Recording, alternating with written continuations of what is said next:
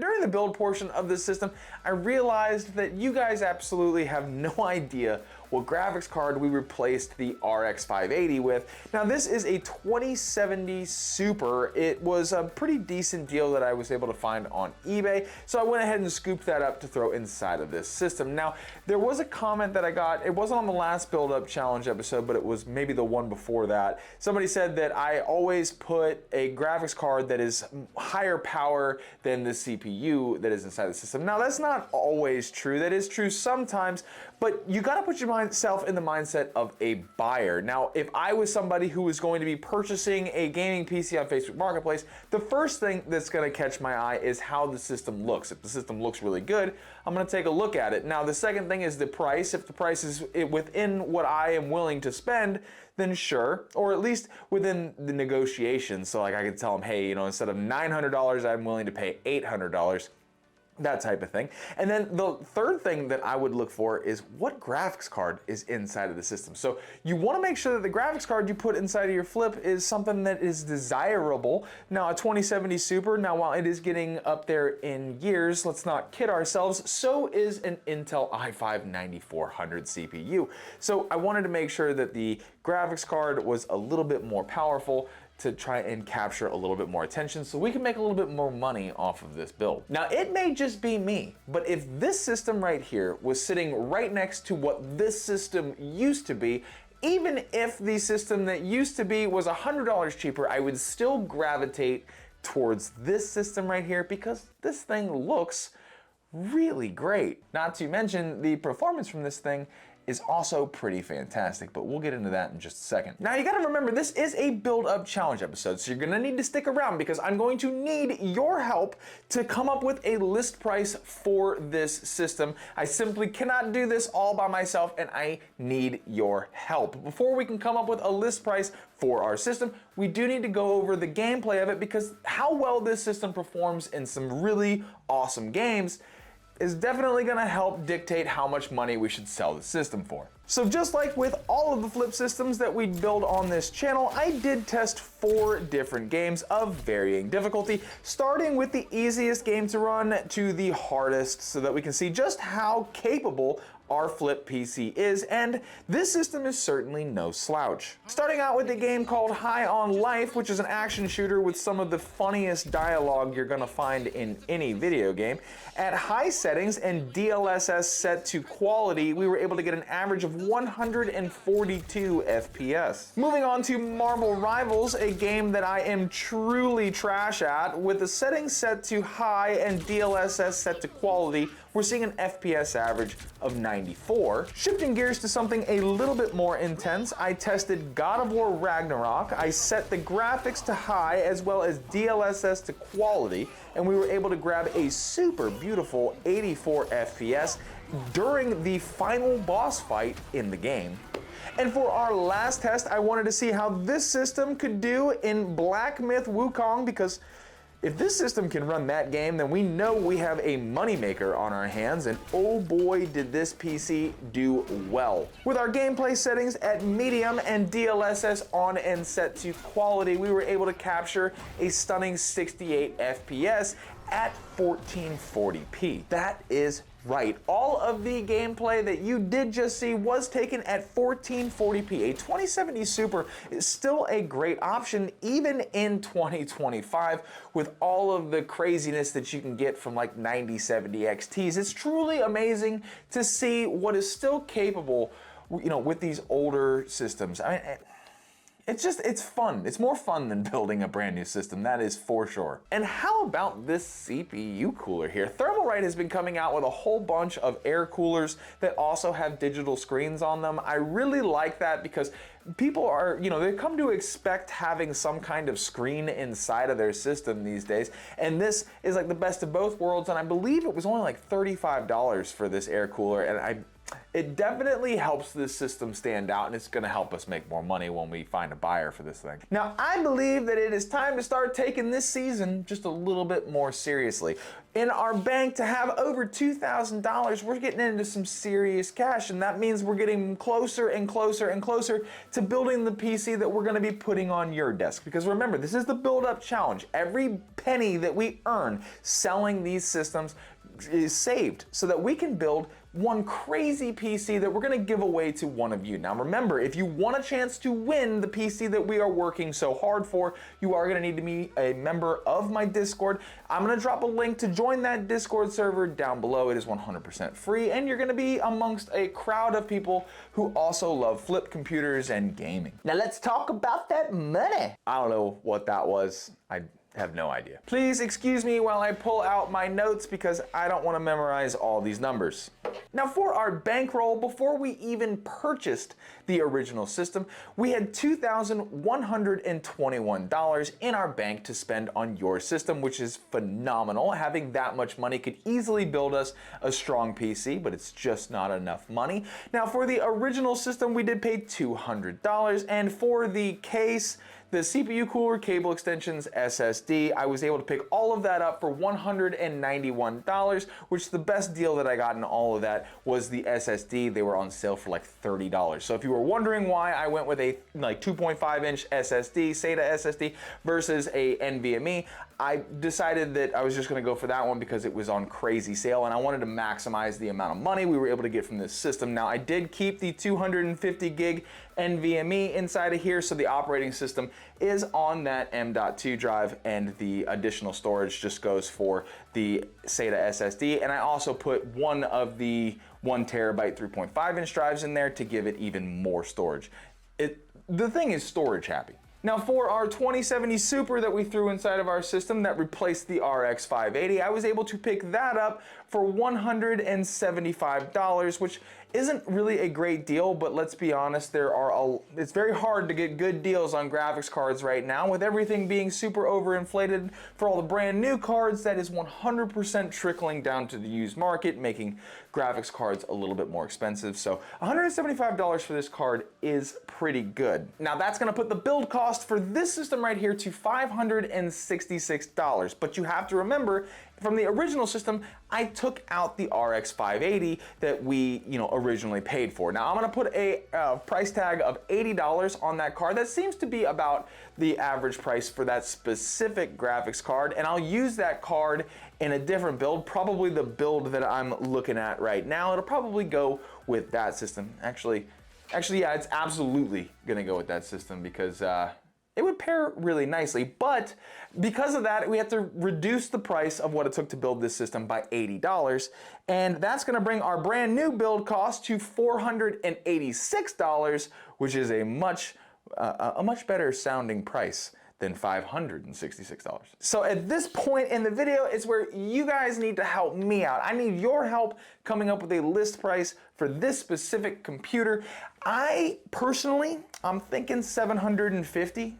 It could be too high. You guys gotta let me know if I am crazy for thinking $750 is the right price for this. And the only reason I say that is because I have sold very similar systems for around $700, $800. And with the way things are right now in the market, I feel like I should be able to get around $750 for this system, or at least list it for $750, and then see if I can maybe take $680. $680 would be probably the lowest that I want to go, but we are going to be going based off of what you guys think I should sell this system for. So please sound off in the comment section down below what you guys think this computer should sell for. Oh, before I let you go though, I did want to comment on one small thing about this build. If this case is something that you would like to purchase, it is the Sama something. I'll link it in the description down below. If this is a case that you're planning on picking up, you're gonna wanna make sure that you plug in your CPU power and all your fan cables before you plug in the motherboard so that you can route it. There's absolutely no space up there to route cables unless you add them first and then kind of put the motherboard in while you're routing your cables as the motherboard's going in. It's a very tight fit at the top of this case. Sama probably should have given you a 1/4 of an inch more room just to raise this up a little bit so that you can get your cables through. Not a case review, but it was definitely something that I noticed. maybe you'd want to know. Now, if you had a little bit of fun here with me today, please consider hitting that subscribe button. You are going to want to make sure that you're paying attention to the channel so that you know when we are at the last Build Up Challenge episode where we build your brand new gaming PC that's going to sit on your lovely desk and you're going to game on it all night and you're going to be like, wow, that Ryan guy from the PC Rehab is pretty freaking awesome. Also, while you're down there, go ahead and hit that like button. It's like pretty close by, so it wouldn't take you very long to just, move that mouse over a little bit and then boop, boop. I always appreciate it when you do that. It helps my channel out tremendously. And as always, I have to say it, no matter where you are in the world, I hope that you are having a fantastic day. And I'm gonna see you right here for the next video.